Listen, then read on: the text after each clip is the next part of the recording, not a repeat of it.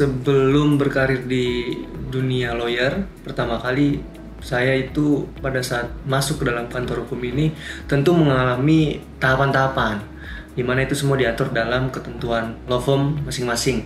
Nah, bagi saya pada saat itu ada 3 tahapan. Yang pertama itu ada psikotes, yang kedua ada tes tulis, yang ketiga itu ada interview langsung dengan partner pada saat itu. Nah, yang pertama psikotes, tentu partner ingin mengetahui seberapa dalam kepribadian kita, seberapa tahan kita terhadap emban tugas yang nanti akan gunakan ke depan. Lalu yang kedua itu ada tes tulis, mengukur sejauh mana kemampuan kita secara kognitif terhadap kasus-kasus yang akan ditangani. Lalu juga melihat karakteristik pemikiran kita apakah cocok dengan karakteristik law firm yang semuanya tidak mempunyai beberapa perbedaan-perbedaan. Nah, yang terakhir ini merupakan kunci sebenarnya.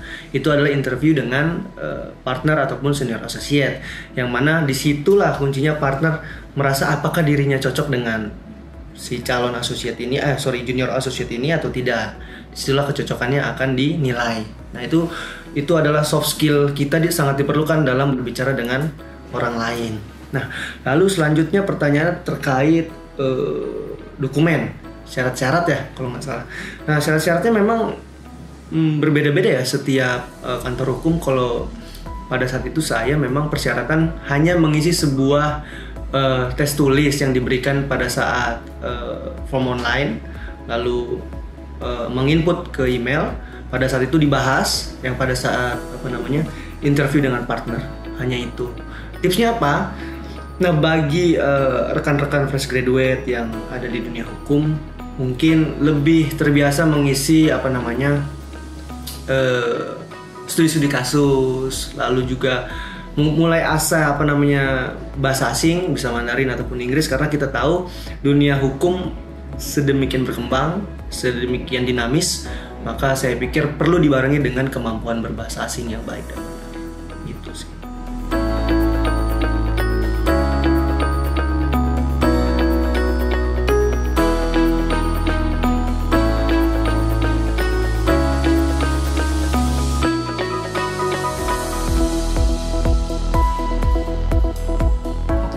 Kalau untuk mekanisme rekrutmen itu sendiri dari GAP tahapannya ada 2. Yang pertama tes tertulis dan yang kedua wawancara. Nah, kalau dari persyaratan sebenarnya secara umum memang harus sarjana hukum atau sedang kuliah hukum gitu untuk pendaftaran intern. Jadi kalau dari pendaftaran berdasarkan jabatan itu ada yang pertama untuk legal intern atau training associate, itu memang persyaratannya sudah lulus menjadi sarjana hukum atau sedang kuliah hukum. Lalu untuk junior associate itu memiliki persyaratan mungkin setelah fresh graduate ya, untuk fresh graduate sampai maksimal 2 tahun. Lalu kalau untuk mid associate sekitar 2-3 tahun pengalaman, dan untuk senior associate 3 tahun lebih.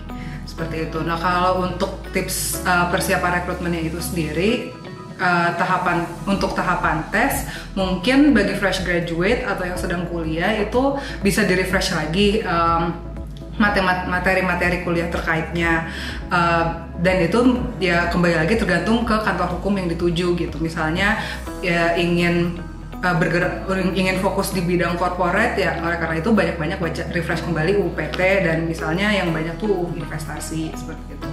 Nah, kalau misalnya wawancara, mungkin gali lebih dalam lagi kantor hukum yang ditujunya, cari tahu lebih banyak spesialisasinya apa sih dan fokusnya apa, dan refleksikan lagi gimana fokus dari kantor hukum tersebut atau spesialisasinya itu terhubung dengan pengalaman kita yang sebelumnya gitu, seperti itu sih.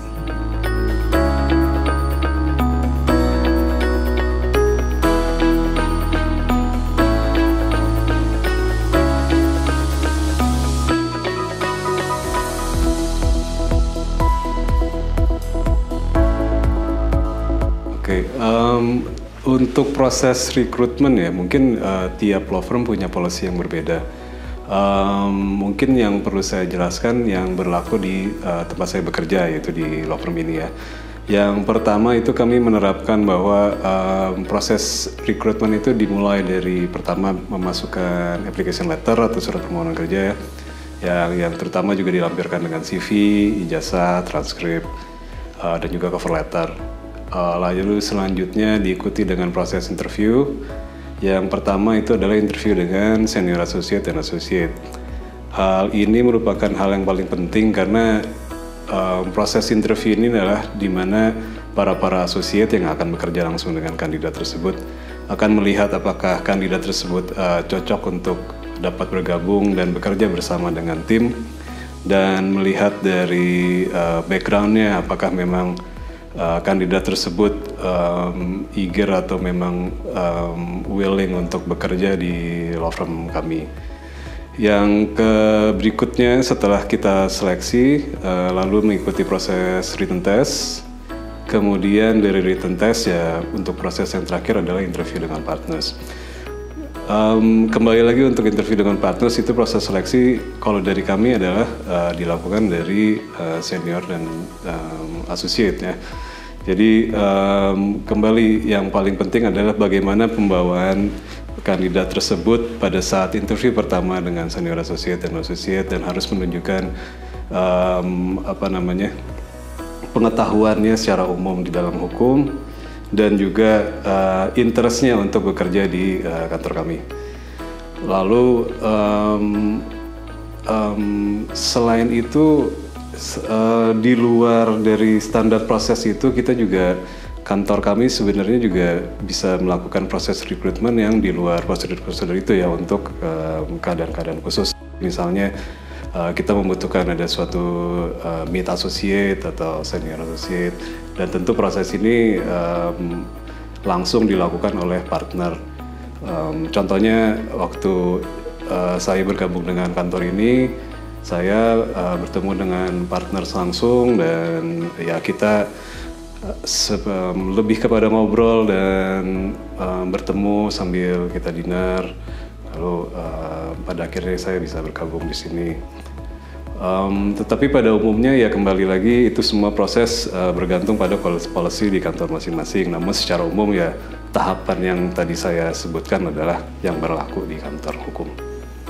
Kemudian untuk persyaratan-persyaratan ya harus diperhatikan pada kandidat untuk dokumen-dokumen yang disubmit kepada kantor adalah lengkap, terdiri dari cover letter, CV, transkrip, ijazah supaya kita bisa melakukan proses seleksi. Lalu persyaratan lainnya yang paling penting untuk interview adalah kemampuan dalam berbahasa Inggris, karena kantor hukum kebanyakan mempunyai klien yang di bidang baik internasional maupun domestik ya. Jadi kemampuan berbahasa paling penting, baik bahasa Inggris maupun bahasa Indonesia. Selanjutnya terkait dengan tips untuk persiapan sebelum rekrutmen. Yang pertama adalah pastikan cover letter dan CV itu semua dibuat dengan baik, rapi dan jelas, jangan sampai ada typo, dan details itu harus penting untuk dilihat. Dan terutama cover letter untuk ditujukan kepada kantor yang memang ditujukan, jangan sampai di awal ditujukan kepada kantor mana tapi di dalamnya kantor lain yang disebutkan, jadi kan nggak konsisten dan menunjukkan bahwa kurang ada ketelitian lah di situ. Selanjutnya attire juga penting, harus menunjukkan profesionalisme. Dan jangan sampai kita datang interview hanya pakai atas kemeja lengan pendek yang mungkin nggak cocok lah untuk sebagai lawyer ya. Kemudian jangan sampai juga tidak mengetahui informasi terhadap law firm yang ditujukan. Kita harus tahu partner-partner di dalamnya dan spesialtis yang dimiliki oleh masing-masing law firm tersebut.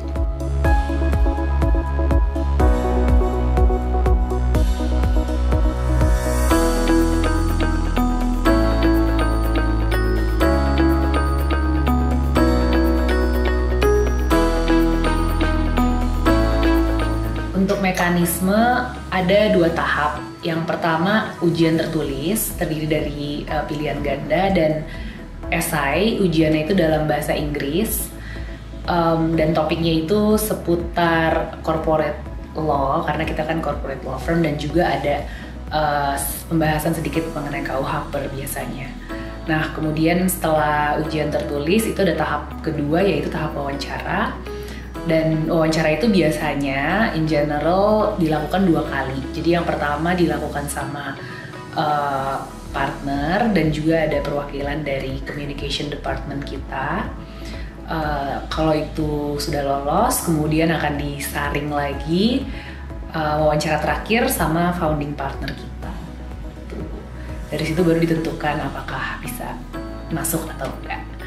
Nah, untuk persyaratan sendiri tadi aku udah sebut juga kalau untuk ujiannya itu kan banyak kan, maksudnya fokusnya lebih ke corporate law dan ada sedikit pembahasan KUH juga. Jadi pasti harus mempersiapkan diri terkait dengan pengetahuan di bidang UU PT dan juga KUH dan akan lebih baik lagi kalau sudah bisa mempersiapkan ketika ditanya interestnya itu di bagian mana gitu, karena kan corporate law itu banyak banget kan bidangnya gitu, apakah suka M&A, banking, apakah suka foreign investment. Nah, itu bagusnya sudah dipersiapkan mengenai hal itu, dan jadi ketika wawancara itu kalau ditanya bisa jawab, dan supaya ada gambaran dari kitanya gitu, kira-kira interestnya si applicant ini tuh di bidang apa gitu. Nah, kemudian tadi juga karena ujiannya dalam bahasa Inggris, wawancaranya juga dalam bahasa Inggris, jadi udah pasti mesti siap untuk ngomong dalam bahasa Inggris dan nulis dalam bahasa Inggris juga gitu ya. Karena emang itu syarat penting banget juga sih, karena di SSEK kliennya juga banyak banget foreign companies. Jadi udah pasti kita kalau komunikasi harus dengan bahasa Inggris, tulis advice, memo juga semua bahasa Inggris gitu. Mungkin itu aja sih, paling yang udah pasti harus disiapin itu CV ya, sama cover letter itu pasti harus dikasih sebelum untuk registrasi gitu kan, istilahnya untuk pertama kali submission permohonan untuk masuk ke sini gitu. Nah, untuk tipsnya sendiri, kalau dari aku sih yang pasti harus pede ya, itu udah paling utama banget, pede. Terus jangan sampai grogi itu nggak apa-apa gitu ya, semua orang tuh pasti ada groginya, cuman yaudah dilewatin aja, dilaluin gitu. Dan menurut aku sih paling penting jadi diri sendiri aja, nggak usah berusaha jadi orang lain, karena kan nanti kalau keterima ya kita akan tahu gitu kan orang itu bener nggak, sesuai nggak sama yang pas wawancara gitu. Sama mungkin juga tips lain juga, pelajarin tentang SSEK gitu. Ini mungkin berlaku untuk semua kantor lah ya. Pelajarin dulu tentang kantor yang kalian tuh mau apply gitu. Ini kantor tuh siapa aja sih, foundersnya siapa aja, terus mungkin partner barunya siapa aja, advisorsnya segala macem, dan bidang apa yang paling utamanya tuh apa gitu, fokusnya di law firm ini. Hal-hal kayak gitu perlu dipelajarin sih pasti.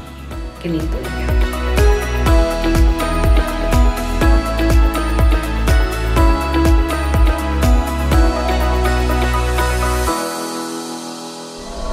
Thank you.